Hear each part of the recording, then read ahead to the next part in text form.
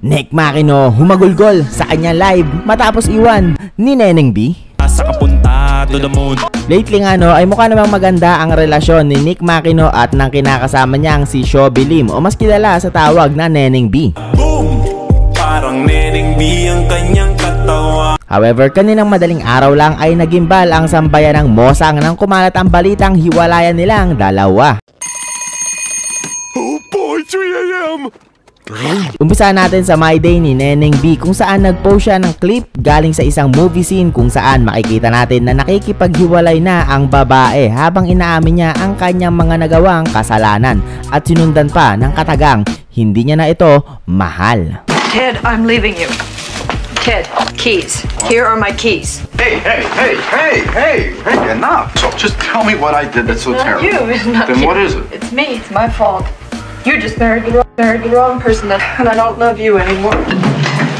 At pagkatapos nga nito ay in-unfollow niya na si Nick Makino sa kanyang Instagram. However, Nick Makino still can't believe what's happening kaya naman lumaklak na lang ito para malunasan ang dumadanak na sakit sa kanyang puso. Habang sound trip ang kanta ni Flo G na tungkol sa mga babaeng manloloko.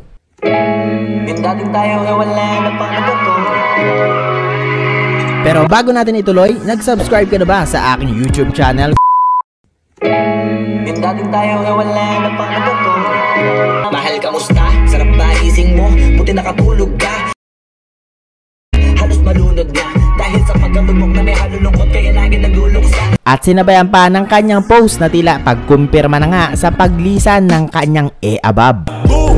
E-abab ko!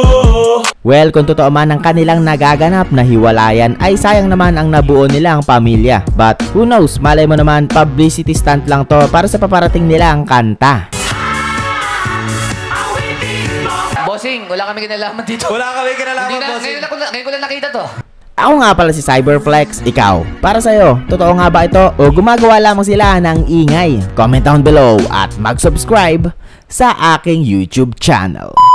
Ops! Sandali lang! Nga pala, pwede kayong magpapromote ng kanta sa akin. If meron kayong original composed song, message nyo lang ang Facebook page ng Cyberflex at mapeflex na natin ang kanta mo sa halagang 200 pesos via GCash.